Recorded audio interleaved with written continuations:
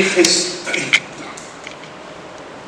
Quem não é da área penal jamais vai entender que o advogado vá e peça para o juiz: olha, precisa absolver, porque não há provas nenhuma contra ele, e isso e aquilo. Mas, se esse não for o entendimento de Vossa Excelência, ele merece uma pena pequena, ele merece um regime X, um regime Y. Quem não é da área penal vai falar assim: está se contradizendo. Está pedindo a absolvição e depois está pedindo a pena? Está confessando. Não. Isso é um dever constitucional. É o dever de avaliar todos os pontos possíveis e imagináveis. É navegar por essas 5 teses, independente de você já ter uma tese boa. Você tem no mínimo que analisar se tem alguma das outras teses. Legal? Pois não. A terceira é a extinção da punibilidade. Muito bem. Falta de justa causa. Falta de justa causa. Nós vamos dar um intervalo 10h30? Pode ser. Então, mais 10 minutinhos para a gente começar. Daqui a pouco a gente dá uma pausa. Diga! Eu estou gravando e falei um pouquinho. Você pode repetir assim para voltar aqui? Posso repetir assim? Dá um close aí, minha filha. Vai lá.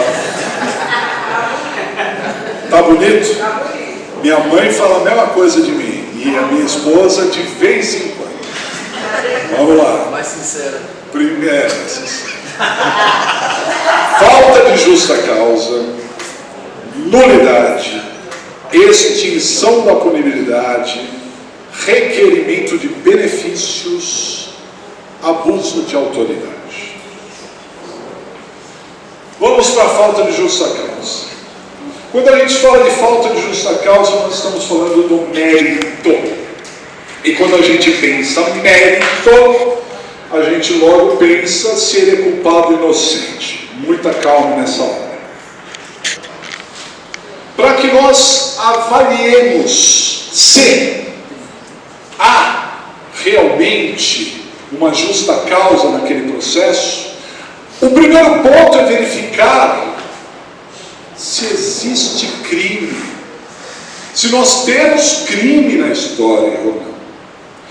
E aí, pessoal, nós temos 2 teorias que procuram explicar a característica do crime: a teoria tripartida e a bipartida. A bipartida, o crime é o fato típico e antijurídico. A tripartida, o crime é o fato típico, antijurídico e culpável.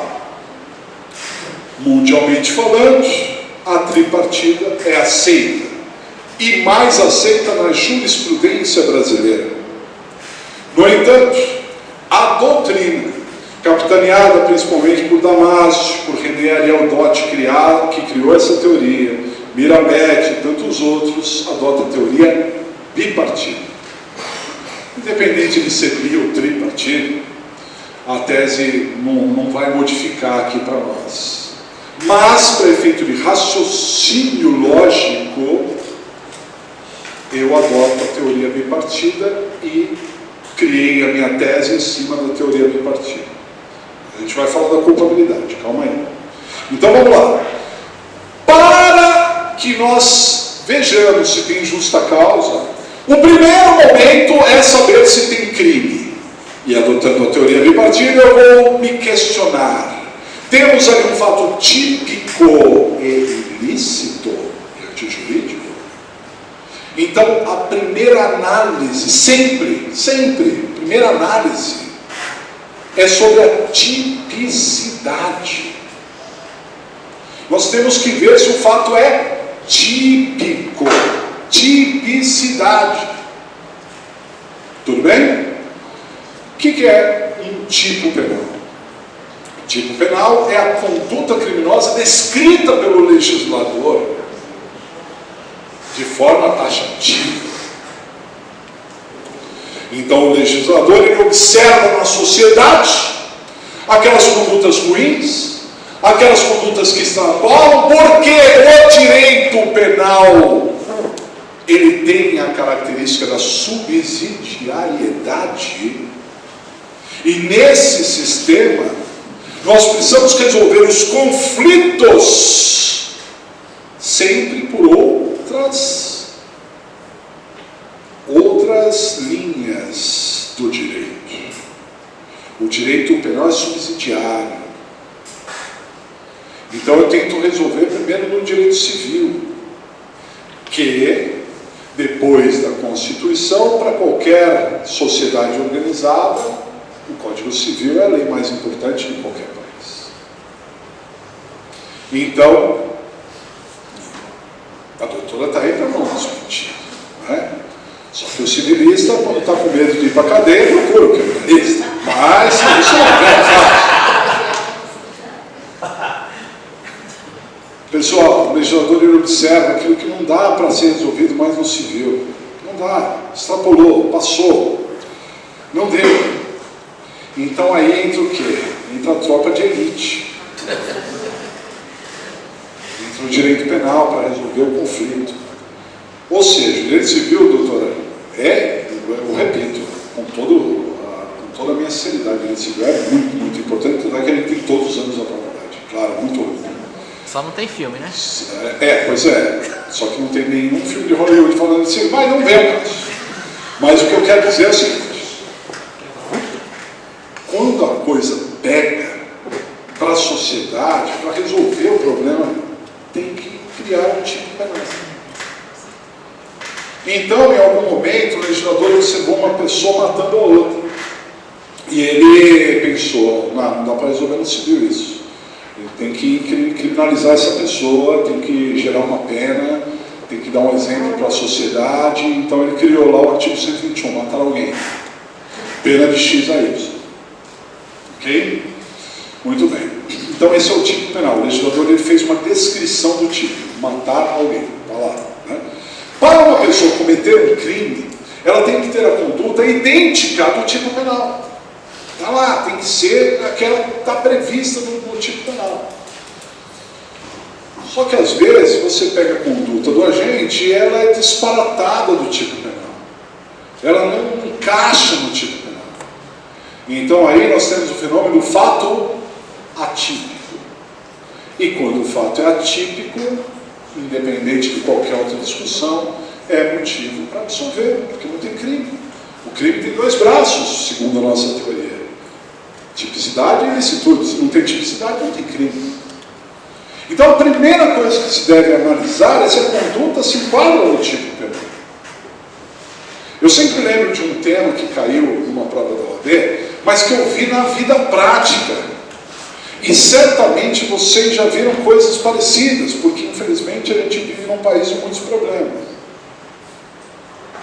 Certa vez, uma pessoa estava dirigindo em alta velocidade numa estrada e foi parada pela polícia. Normal. O senhor está em alta velocidade, eu vou multar o senhor. Normal. Só que este policial era corrupto e queria ter vantagem ali. Então ele começou a criar outras expectativas. Olha, eu estou vendo que a criança que está no banco de trás está sem cinto, também vou dar uma multa por isso. E eu estou vendo que esse farol aqui está meio capenga, está meio caolho aqui o negócio, também vou dar uma... Eu vou ter que aprender o seu carro. Nessa hora, aquele sujeito, pai de família, entrou em desespero, porque se cria uma tempestade, né? Ali. Não, mas eu tenho minha família, e agora o que eu faço? Zero corrupção até agora. Aí vem a chamada do policial. Olha, eu estou entendendo aí a sua situação, você está com a família, né? Eu posso dar um jeito nisso daí? Você viu um café aí para o pessoal? Sempre para o pessoal. Né? Que aí a gente resolve isso daí. Aquele motorista, o que acontece? O motorista caiu nessa. Veja, sem fazer análise moral, hein? Mas talvez, se eu estivesse na mesma situação, faria a mesma coisa. Talvez, não sei. Isso depende muito de situação para situação, né? E aí, ele deu uma grana para o policial. E o policial estava sendo filmado, porque não era a primeira, nem a segunda. E o policial foi em cana. E o motorista foi em cana também. Acusações do policial, corrupção passiva. Do motorista, corrupção ativa. Veja, senso comum. Teve uma corrupção ali? Teve, senso comum. Não estou falando de análise jurídica. Teve uma corrupção? Teve. O motorista corrompeu. Só que ele está sendo acusado de corrupção ativa. E aí o tipo penal do artigo 333, fácil de lembrar, que fala da corrupção ativa, diz o seguinte,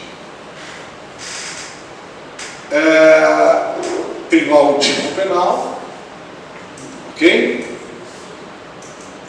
E dentro o que se fala diz assim, oferecer ou prometer vantagem indevida a funcionário para fazer, deixar de fazer, etc.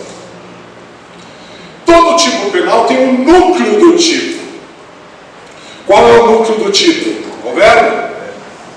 E qual é o verbo? Esse núcleo é composto, porque tem mais de um verbo.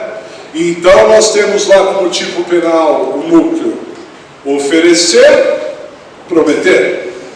O motorista ofereceu ou prometeu